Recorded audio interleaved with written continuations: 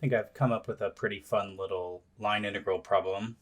I've got this sort of parabola shape in the first octant.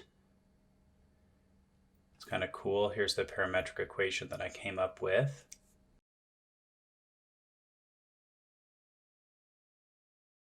When you calculate ds, you take derivatives of each of the components. So I took the derivative of t and I got 1.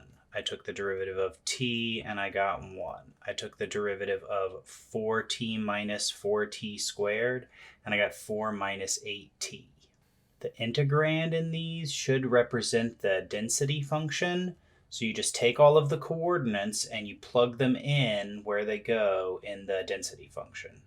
Obviously, I'm not going to work this out. What a nightmare. Look at this. I forgot my parentheses. When you see a ds at the end, that's going to trigger you to be, oh, this is a line integral. And this is a very complicated looking thing. Like there's all these x's and y's. You got this little strange c down here at the bottom. But something that just helps me feel better about all of this is when I see something that has ds at the end of it, my brain immediately goes to, this is a bunch of t's. It's all t's. Look at all these t's. It's just t, t, t. There's a t. All of this is dt.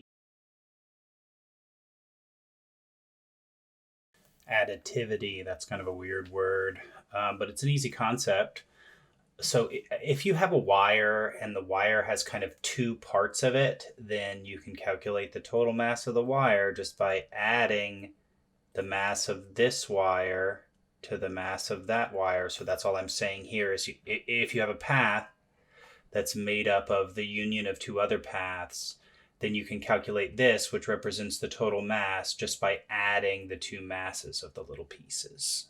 We have to assume that these functions are measurable functions, that we can calculate these integrals. You can run into all kinds of problems with this. We saw an example in class of this thing, the Banach-Tarski paradox. The Banach-Tarski paradox is a fantastic thing, and it's really the reason why we have to make sure that all these integrals exist.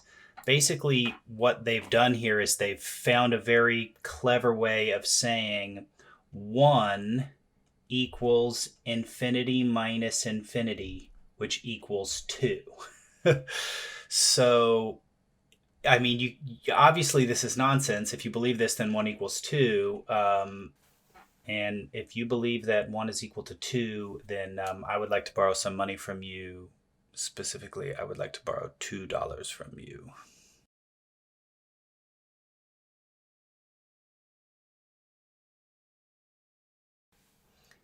I'm going to calculate the line integral of 2x across these two paths. My path is made up of two different pieces, but each piece is smooth. The first path is a line that's parallel to the vector 1, 2 and starts at 0, 0. So that's this part of it right here. This dude's also a line when t is equal to 2, x is equal to 2, and y is equal to 4, and then y stays 4 the whole time, and t goes out to 3. Ooh, so this actually needs to go the other direction. This is all wrong. Oh, dang. I'll fix it.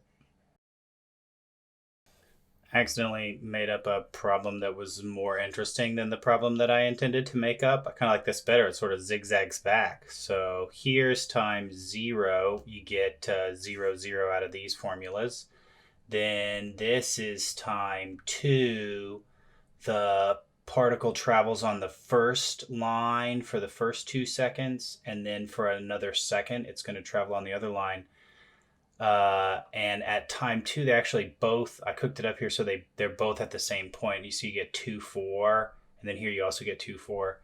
And then because t is negative, it's actually going to run back towards 0 as time increases. So that's kind of neat. You end up at 1, 4 there.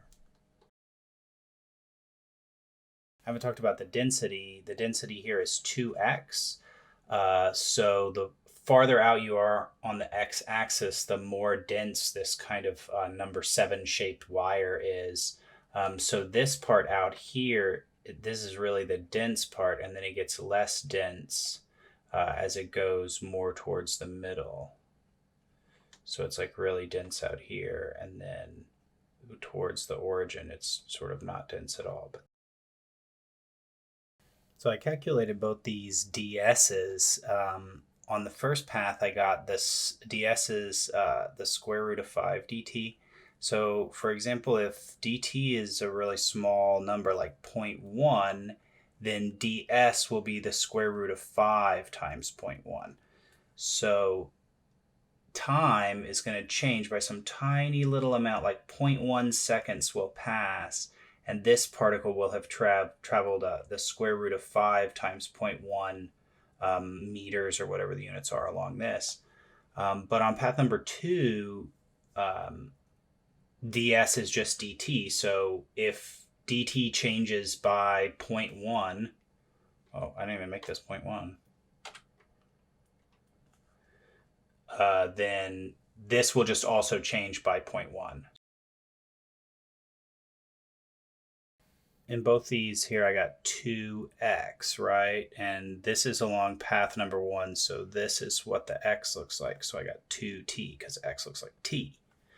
And then in this one, from time 2 seconds to 3 seconds, here I got 2x, but on this path, x looks like a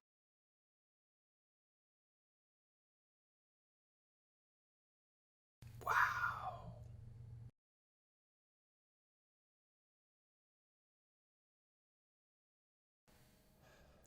There's going to be a time in the future where if you take 2 different paths, you're guaranteed to get the same answer.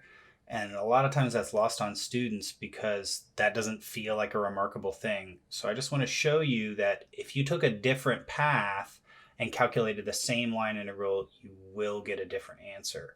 So I've started at the same place in both of these, 0, 0, 0, 0. And I've ended at the same place, 1, 4, 1, 4. In this one, I took the zigzag way to get there. In this one, I took the straight line way to get there.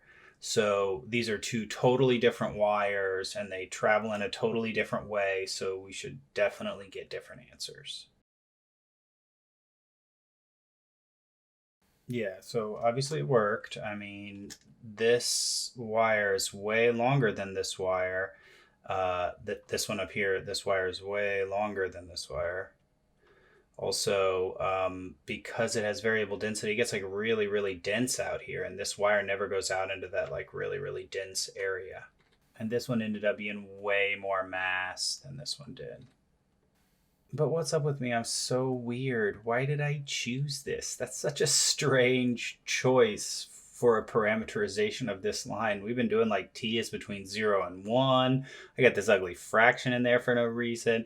I probably totally messed up this answer, and I'm going to have to come back and fix it later. Come to think of it, I probably totally messed up this answer.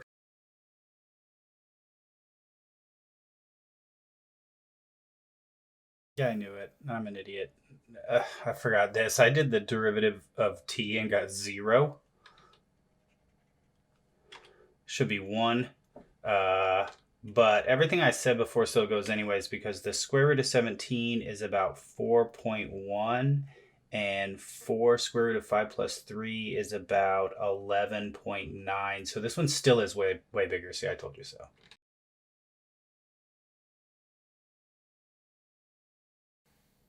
Much less of a weirdo decision for parameterization. Here I just choose x equals t and y equals 4t. And I get the same answer here. Square root of 17, square root of 17. And that's good. It doesn't matter which way you describe the points, so long as you are describing the same set of points, you'll get the same answer when you calculate those line integrals.